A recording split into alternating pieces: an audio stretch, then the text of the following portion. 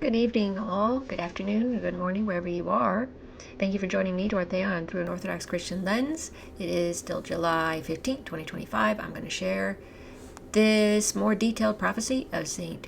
Paisios through the Holy Wisdom's channel. And I'm just going to read it, and then I'm going to discuss some other things and show you a couple other tiny clips of videos. Since we're, like we said, in the phases of World War III. So let's see what St. Paisios of the Holy Mountain has to say on all of what's been going on. Now, he reposed, he died in 1994. So he's a pretty modern saint, okay? So he says, well, it says here, the Holy Elder once foretold, when you hear that the waters of the Euphrates are being cut off from above by the Turks with dams and are using them for irrigation projects, then know that we have already entered into the preparation of that great war, and that the way is being prepared for the myriads of armies from the rising sun mentioned in the book of Revelation. Central to these prophetic events is the Euphrates River. Its drying is seen as a prerequisite for the passage of massive armies across the region. While reflecting on this, the elder once added with a laugh, 200 million, can you imagine? 200 million Chinese, when they get there, will only be able to drink from one cup of water. They've emptied the Euphrates. Turkey has, in fact, undertaken a series of ambitious irrigation projects. It began with the Keban Dam in 1974, followed by the Karakaya Dam in 1987, and most significantly the Ataturk Dam, completed in 1992. To fill its reservoir, Turkey halted the Euphrates flow to Syria and Iraq for a month in 1990. These reductions became more severe in 2021 when Turkey limited the flow to just 200 cubic meters per second, less than half of what was agreed to in 1987, severely impacting downstream agriculture, energy, and potable water. St. Paisios prophesied, God will spare us in this war. Everyone will return defeated. The Greek army will be a spectator. Now you'll notice, everyone will return defeated. There's no winner in this war, just to let you know. I've been seeing this with the elders and the saints. The Greek army will be a spectator. No one will return victorious, yes. The field will be Palestine, the grave, the Dead Sea. This will be the first half, but there will also be a second half. Now realize that St. Paisios sees this, the World War III, in two halves instead of the 7 phases as Elder Joseph of Fadapadi saw it. So, as you see, nevertheless, their information, their prophecies are, the core issues are the same. It's kind of like when you read the Bible and you have the 4 Gospels, and they're a little bit different because it's different people. That's how I see it. So let's go from there. Warnings about the mark, as testified by Hieromonk Gregorius, can't pronounce that, which Elder Paisios is said to have spoken. Do not accept it because it will be linked to the mark. In a personal exchange, Elder Paisios shared this. They will first give you various cards to get you accustomed to using them, but when they eventually consolidate everything, identity cards, passports, health cards, driver's license, etc., into a single card, do not take it because that one will be connected to the mark. The arrival of Greece's new personal number has caused many to reflect on these warnings. Back in 1986, a retired military employee named Zesopoulos asked St. Paisios about accepting new identity cards. The elder responded that multiple attempts would be made to impose them, but ultimately war would break out before full implementation. Yes, all of this will be stopped because of the war. Everything that's going crazy and wrong, you know. Okay, let's see. St. Paisios also foresaw a time of intense government chaos in Greece. There'll come a time when Governments will rise and fall, parties will change, decrees will be revoked, laws will be passed, and others will be repealed, and confusion will prevail. The world will suffer a lot, but this will not last long, a few months. Then the war with Turkey will begin, which will become global, and Greece will do great things. Regarding the initial spark, he foretold the problem will start from Thrace. It will be a diplomatic episode that cannot be resolved. One unmistakable sign, according to the elder, when we see Greece taking its embassy from Turkey and Turkey taking its embassy from Greece, then we should say, by the embassies of the... Never mind that part. He also emphasized, when you hear on television being referenced the issue of the miles, of expanding the miles of the territorial sea from 6 to 12 miles, then war comes from behind. Then it follows. When asked in 92 by a pilgrim, when will these events take place, St. Paisios replied, when the United States declares the establishment of an independent Kurdish state. In 92, Elder Paisios explained to an aviation officer, St. Cosmas of Anatolia was right in what he foretold about Examilia, the 6 miles. Examilia are not villages or cities, but the 6 nautical miles surrounding the Greek coastlines and are islands. Every point that lies 6 miles from the Greek mainland or island shores is Examilia. That is a place where what St. Cosmas prophesied will unfold. To pilgrims, he elaborated, when the Turkish fleet moves against Greece and reaches Examilia 6 miles from our shores, they are destroyed. This is God's will. It will be the moment when they will carry Koliva at their belts, a sign of mourning. But it will not come by our hand. That moment will commence all the events leading up to the return of the city, Constantinople. St. Cosmas once proclaimed, the Turks will leave, but they will return and reach Examilia. Elder Paisios clarified that Examilia represents every 0.6 nautical miles from the coast. When they reach 6 miles, destruction will come. This will mark the beginning of the end. The elder continued, a war will erupt between Russia and Turkey. At first, the Turks will believe they are victorious, but that illusion will become their downfall. The Russians will ultimately prevail, and the city will fall into their hands. Then, in time, they will give it back to us. This is how Constantinople will return to Greece. And with clarity and conviction, he concluded, none of these will happen now, but soon, when the current generation of Turkish politicians ceases and a new one takes over. And we heard that under another video and prophecy of the changing of the Turkish leaders. So this is interesting. Okay? And when Turkey's dismemberment will begin, that's when that will happen. Very soon the prayers spoken beneath the surface of the earth will rise, and the candles that are lit below will... At another moment of reflection, Elder Paisios spoke tenderly yet powerfully about Greece. God tolerates us as a nation, not because of our goodness, but because we have the right faith. Orthodoxy. Thus, even though everyone hates us, they do, God does not let anything happen. Hold on, slow down.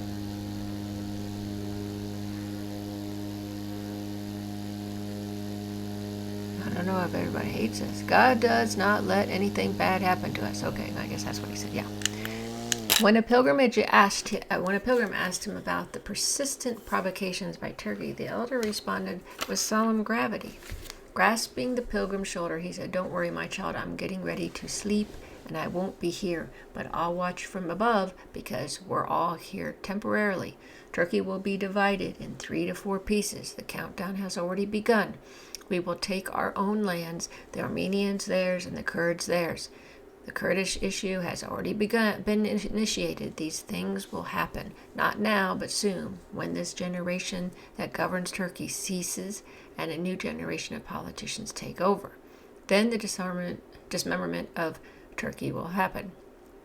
Elder Paisios described a scenario that begins with heightened tension and a pivotal provocation. Look after the provocation of the Turks, the Russians will descend to the... After the provocation of the Turks, the Russians will descend to the straits. That's the Bosphorus Straits. not to help us. They will have other interests, but without wanting to, they will help us. Then the Turks, in order to defend the straits, which are of strategic importance, will gather other troops there. At the same time, they will withdraw forces from occupied territories. But then the other states of Europe, specifically England, France, Italy, and 6 or 7 other states, yes, that's important to understand and to point out. He mentions these particular countries, and then he says 6 or 7 other states: England, France, Italy, of the EEC. That's apparently the older version of the European Union, I think. We'll see that Russia will seize parts. So they will say, why don't we go there too? Maybe we can get some. But everyone will chase the lion's share. That's how the Europeans will enter the war. The government will decide not to send troops. It will only keep troops at the borders, talking about Greece. And it will be a great blessing that it will not take part, because whoever takes part in this war is lost. Remember that. Then, because in Greece the people will be afraid, many will turn to the church, to God, and will repent. Therefore, because there will be repentance, we Greeks will not suffer harm. God will have mercy on Greece, because the people will turn to the church, to monasticism, and they will begin to pray. Despite divine protection, the elder warned of temporary hardships, and there will be hunger. Greece will suffer from hunger, because this storm will last some time, only a few months. We shall call bread bun. Try to keep a small piece of land and have it cultivated. He's talking about Greece, and you will help those close to you that don't have anything. Elder Paisios foresaw that Russia would press into its campaign beyond Turkey. Russia will continue the war after Turkey's destruction until the Persian Gulf, and then the troops will stop outside Jerusalem. Then the Western powers will give notice to the Russians to withdraw their troops from these places that much time the sprouts need to grow, around 6 months. He's giving actually a time period. But Russia will not withdraw its forces, and then the Western powers will begin to assemble troops to attack them. The war that will erupt will be global. There will be massive slaughter. The cities will become slums. He detailed the chain of events to come: the fall of Turkey, the suffering in the Middle East, the crossing of the Chinese army. Today, reading the prophets is like reading a newspaper. They are so clearly written. My logic tells me that many things will happen. The Russians will occupy Turkey, and Turkey will disappear from the map, because a third of the Turks will become Christians, a third will be destroyed, and a third will be drawn toward Mesopotamia. The Middle East will become a battlefield in which the Russians will take part. Much blood will be shed, and even the Chinese will cross the Euphrates River with an army of 200 million and will march toward Jerusalem. A characteristic sign that these events are approaching will be the demolition of the Mosque of Omar, since its demolition will mark the beginning of the work of the reconstruction of the Temple of Solomon, which used to be built in their very place. In Constantinople, there will be a great war between the Russians and the Europeans, and much blood will be shed. Greece will not have a leading role in this war, but Constantinople will be given to her, not because the Russians will respect us, but because they will not find a better solution, and will end up with disagreement with Greece, since they will be pressured by the difficult circumstances at that time. The Greek army will not even have time to go there, and the city will have been given to her. The Jews, because they will have power and help from the European leader. Who's the European leader? Will become bold and will show off with impudence and pride, and will try to rule Europe. Then 2/3 of the Jews will be Christianized. Constantinople will be given to us not out of kindness, but God will provide that the interest of the great ones will be such that it will be convenient for them to have the city. We will also take Cappadocia. Things will calm down in Cappadocia, and whoever wants will be able to go. So it will be as if we have it. The ones who will help us will be the English and the Americans. The Turks will be brought across to the other side, and this will be done for the waters, which will become international. Then cholera will fall on Turkey, and there will be a great disaster, since very many will die. Of the remaining Turks, a third will become Christian. The EC, that's European Union, is the European Union. That's basically what the EEC is. The European Union, the EU, is the state of Israel, and its bread is sacrifice. Wow. Wow. The Kurds and the Armenians will form a state. He clarified with certainty Turkey's fate. Turkey is like a fox. It is always doing tricks. When it realizes that they have set traps to catch it, it starts jumping with all four legs, and thus it is caught with all four. This is what Turkey will suffer. It will be dissolved, and the great powers will give us the city. Not because they love us, again, but because God will arrange things so that it is in their interest that we have it. Spiritual laws will operate. The Turks have a lot to pay for what they have done. This nation will be destroyed because it did not come with God's blessing. A pilgrim named Christos once asked Elder Paisios about the Jews. The elder responded with the following words. A pious Jordanian told me that the Jews have dug a tunnel many meters deep under the mosque of Omar and want to destroy the mosque in order to build the Temple of Solomon, because then they say that their Messiah, that is the Antichrist, will come. Then the Arabs will say to the Christians, "Don't you Christians say that the Messiah has come? What do these Jews say?" One morning, many years ago, as the elder sat in the courtyard of his cell with 5 or 6 pilgrims visiting, he suddenly said, "Woe to the countries of the north." One of those present asked curiously, "Will poverty fall there, elder?" Because they were talking about the economic situation in the world. "Fire will fall from the sky," the elder replied. Since it was still the time of the Cold War between NATO and the USSR, another asked, "Will there be a world war? Will NATO strike the Poles, the Czechoslovakians, and the Belarusians, the Russians, and the Germans?" The elder shook his head and said, "Everyone will abandon the Russians. Everyone will abandon the Russians and go with the Jews of America."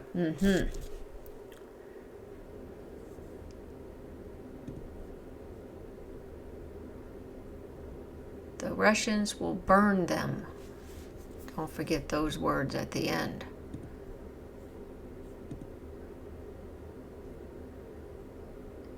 And who is he going to burn? Everybody, or I don't know, but that's pretty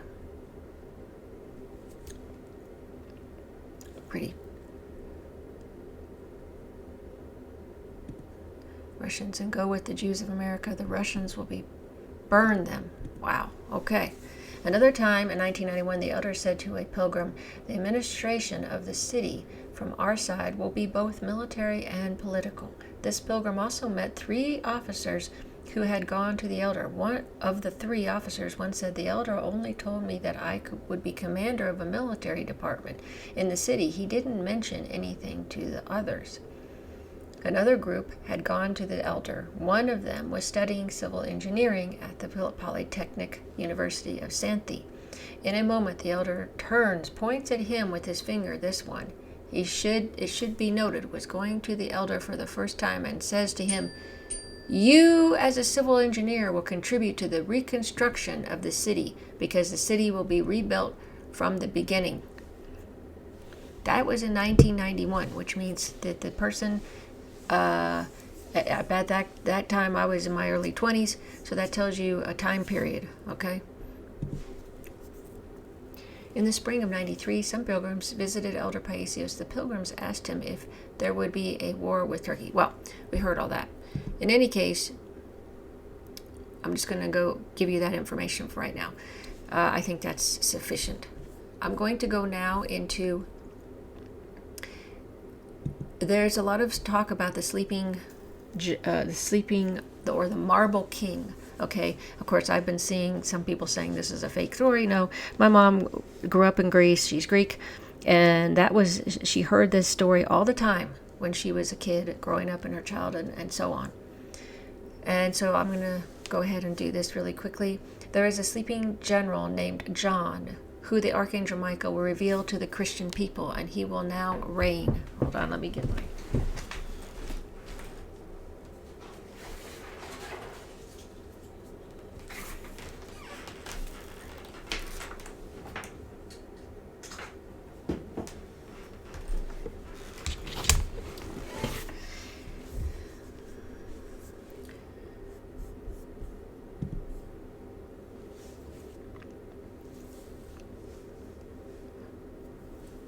He will indicate with his finger the place, and they will call him to lead and to rule over the Greek and the Orthodox people, and this will take place.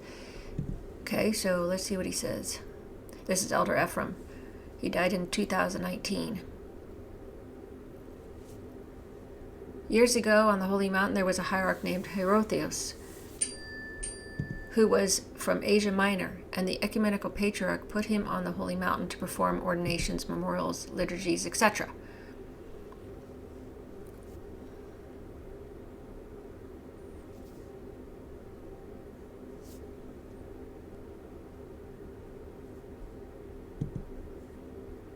He was a holy hierarch similar to nature to St. Nicholas. I was made worthy of the priesthood by this holy hierarchy, that's Elder Ephraim speaking, who was from Asia Minor, a blessed man of God. I would tell you one thing. What vigils he held. This 80-year-old man did not sit at all in his seat during the 15 hours. And he goes on about that. The holy hierarch told us that he himself saw the sleeping General John, who will awaken when the Third World War takes place.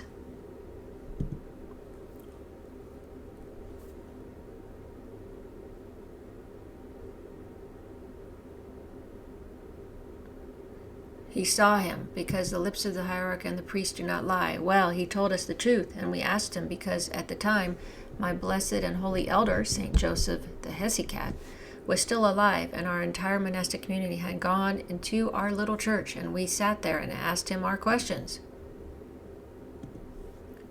And he was telling us, and we heard it with our own ears. He said, the sleeping king exists, and he will awaken, resurrect. We asked him, when, elder? When, holy hierarch of God? And he replied, when the Third World War takes place. Okay, got all that? Last thing. One that came out the other day that's very important. The Blessed Father Panagiotis Siolis, also known as the Elder of Agraffa, who fell asleep in the Lord on November 12, 2021, had confided in Dionysius Makris, the publisher of Stylos Orthodoxia, an extraordinary revelation that our marbled king, His Holiness and Emperor of Nicaea, John Ducas I can't say that, have appeared at the Phanar, and even, I'm going to play this now with the sound so you can hear. And even personally visited the ecumenical patriarch.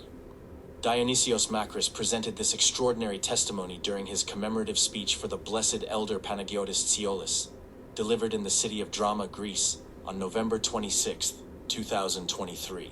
He told me many things about St. John Vatatzes. He had seen him many times, he talked with saints often, and he tells me they are cleaning the city. One day I found him sorrowful. I want to recount this as clearly as I can. I asked, Grandfather, why are you so sad? He was weeping. He replied, St. John, our king, visited the patriarch. Yet the patriarch did not recognize him and sent him away, because he, St. John, asked him for help, had come like a beggar, seeking help. But he received none. The patriarch dismissed him, and the saint departed, grieving. I said to the elder, if he appeared as a beggar, of course they wouldn't recognize him. But the elder said, he should have known he was our king, a saint. I asked the elder, has he risen? The elder replied, he has risen. His sword is drawn, and he is ready for the Queen of Cities. The events will come. Okay. Now the issue with the sword is very important. This is what the whole point of that thing is that St. John lived centuries ago, and he's been lying dead basically, but now he's supposedly resurrected, and he has a sword that he has his right hand on, and he holds it there, and they asked him a few years ago, back in 1955, they asked him, well, how far out is this is, he said, when my sword comes out all the way, then the World War III will start. Well, at that time, it was only a few centimeters the past century or so. Well, actually, since 1955 and so on and up, it's been just a few centimeters. Now we see today that this elder said that he had talked to the saint. He said, yeah, I'm alive. He's resurrected already. I know it sounds crazy. It sounds like it can't be. It's there's no way, you're thinking. And his sword is out of the sheath, which means we are in World War III. That is the most important part of that, of the Marble King right now, is that his sword is out of the sheath. Anyway, I hope you got something out of that. Seeing how it is, how St. Paisios' prophecy lines up with some others, and the Marble King information. All right, St. John. Okay, thanks so much for watching. If you'd like, subscribe to my YouTube channel. Share my videos if you like them. If you think they're worth liking. Appreciate your support and all of your comments as always. I hope you have a blessed evening. Good night.